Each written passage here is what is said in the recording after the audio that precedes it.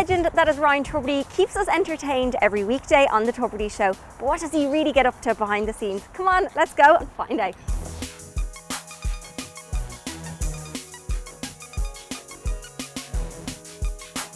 This is a really good team at the moment. This Tubridy team is quite good. Yeah. There's more of us, just the two of us, but it's a great team. Yeah. There's 6 of us altogether, and Ryan. So there's the 2 of us, the 2 producers. There are 3 researchers, Audrey, Kate and Grace, and Lorraine is the BCO. So Lorraine does all the, she's in studio every day, so she takes all the calls in, talks to all the people, all the emails. So the day-to-day, like the on-air, the quick stuff, and then the researchers are the ones that do the stuff that we kind of forward plan. So the we big have interviews, the guests, exactly. the serious They're stuff. the ones that would vet them on. The thing that needs to be really researched and checked out. Yeah, exactly. I'm at my desk at about 7:30 and on the air at 8:45, finish at 11, meeting, and then over to late for more stuff.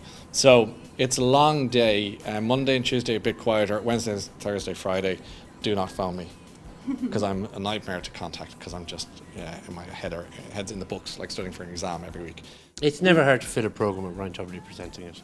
People are going to react to Ryan, people are going to want to talk to Ryan anyway, but I guess our job is to make sure that we make the most interesting programme, and we make the kind of programme that people are going to want to listen to the next day and want to hear what happened. And they want to talk about it to their and family we've got to give them some serious information sometimes. There's got to have there's got to be some meat in our programme. We can't just talk about the easy things to talk about, the weather and that kind of thing. We have to have some serious stuff. I often think, when people are telling a story, I think of my own family a lot. Brothers, sisters, mum, related people, and I often think, how would they feel? And I think about, there's a great Elvis song, Walk a Mile in My Shoes. I try to think, what must they be going through and what would their family want to hear? And I try to protect them in a fraternal way, really. That says, not a paternal way, because I'm probably not old enough to be their father, but their brother certainly, and just try and say, look, you just keep saying the right thing, you're doing great. On radio, I don't get that shocking gut horror that I get on the Late Late Show. Largely because I'm really relaxed on the radio, whereas on the TV show, there's so many eyes that you're a lot more conscious of it. The radio is as I've described before, is the tea and toast of broadcasting. It's very comforting. It's really easy. As you can see, you can wear whatever you fancy wearing. There's no issue. And it's just chilled out, and it's chat, and it's just you and the microphone, or a producer or researcher, and a guest perhaps. We have 4 plans every Wednesday, so where we fill the following week.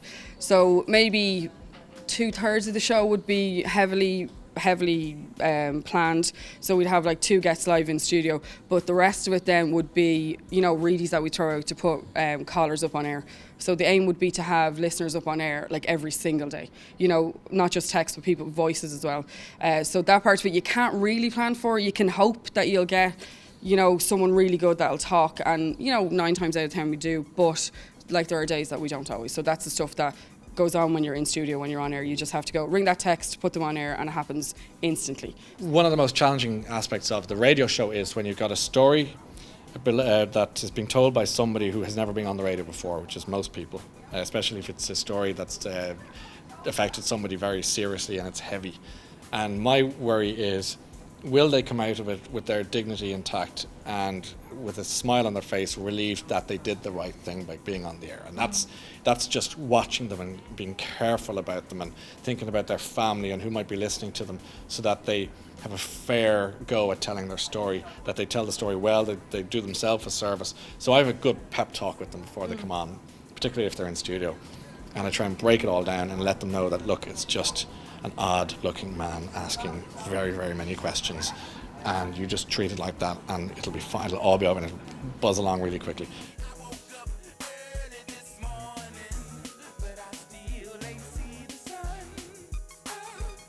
Since I've been certainly on 2FM, I've definitely become a lot less worried about small things. I'm much more chilled out and much more inclined to listen and smile a bit more. And I think I was a bit too wound up before, and I'm less wound up now, and it's great. I see humour where maybe once I might have seen a problem. I tend to laugh things off a little, not in a sort of cavalier ha ha ha, but more.